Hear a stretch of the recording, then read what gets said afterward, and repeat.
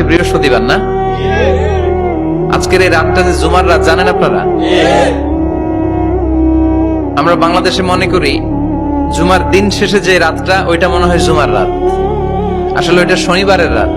ইয়াউমুস সাবত, ইয়াউমুস সাবত, ইয়াউমুল আহাদ, ইয়াউমুল ইসনাইন, ইয়াউমুল সুলাসা, ইয়াউমুল আরবিআ, ইয়াউমুল খামিস, ইয়াউমুল জুমআহ।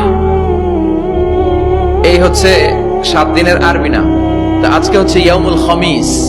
এর দিনে বিশ্বনবী রোজা রাখতেন। সোমবার, বৃহস্পতিবার সুযোগ হলে রোজা রাখবেন।